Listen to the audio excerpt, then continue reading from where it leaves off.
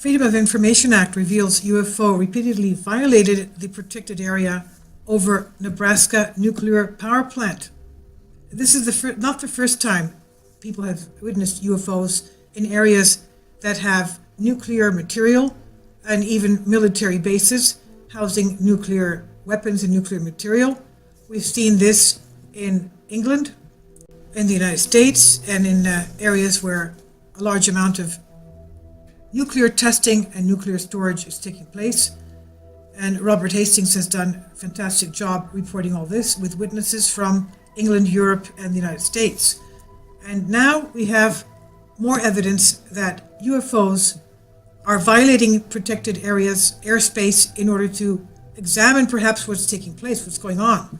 A recent Freedom of Information Act request has revealed that an unidentified flying object was seen repeatedly breaking through the protected area over Cooper Nuclear Station in Nebraska, apparently to check the place out.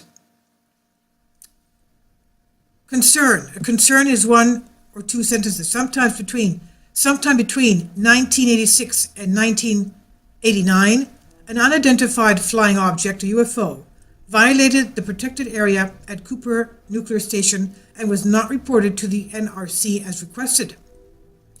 Concern background, supporting information and comments. Areas of this document have been redacted. The CI described an event that occurred during his employment as a security officer at Cooper Nuclear Station. He was employed there from 1986 through 1989 and did not remember specifically when during that time the event occurred. While posted at the intake structure one night, he observed an unidentified flying object flying down the Missouri River about 150 feet in the air and hover in front of the intake. He observed it for a few moments and then contacted a fellow security officer who also observed it. He could not recall the individual's name exactly, but his first name was B, and his last name was either B7 or C, and these, of course, are reference to areas that we do not have here in this document. After they together observed the UFO, it turned and went back up the river and did not come back that shift. He and the other officers shared the observation with their peers who did not believe them. The next evening, again, he was posted at the intake and observed the UFO return yet again. This time he didn't call anyone until the UFO had traversed into the protected area and hovered above the protected area just north of the reactor building. He said it was roughly triangular in shape with a circle of rotating lights at the bottom. He could not hear any propulsion noise from the UFO. He believed that it was roughly 1/3 the size of a reactor building. Once the UFO hovered in the protected area, he called the security break room and most of the officers on shift observed the UFO. These individuals include B7C, and these are the same references as the paragraph above, but of course we don't have what those names are. And the individuals were B7C and B7C, both of whom were security officers, all of whom still work at the plant today. After hovering there for a few minutes, the UFO exited the protected area and returned back up the river to the north as it had the previous night. The CI said that he never saw the UFO at the plant again after that evening. The CI believes that this incident should have been reported as a violation of the protected area space, but was not reported.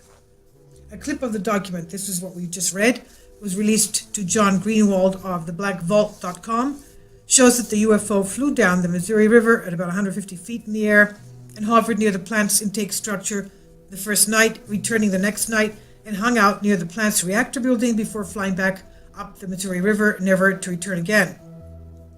The UFO was described as triangular in shape with a circle of rotating lights at the bottom, and it made no propulsion noise of any kind. The object was observed on 2 consecutive nights by multiple different security officers at the plant both evenings. Although the event happened sometime in the late 1980s, the officers did not report the sighting until 2010. Even with a decades-long time gap, the report was still taken pretty seriously.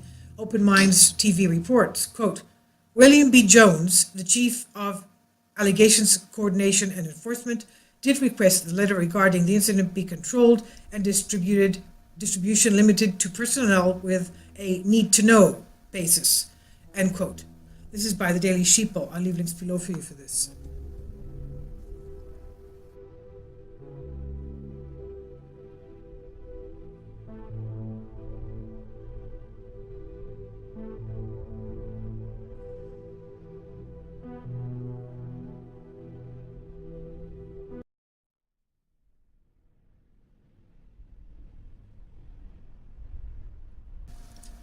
Freedom of Information Act reveals UFO repeatedly violated the protected area over Nebraska nuclear power plant. This is not the first time people have witnessed UFOs in areas that have nuclear material and even military bases housing nuclear weapons and nuclear material. We've seen this in England, in the United States, and in areas where a large amount of nuclear testing and nuclear storage is taking place. And Robert Hastings has done a fantastic job reporting all this with witnesses from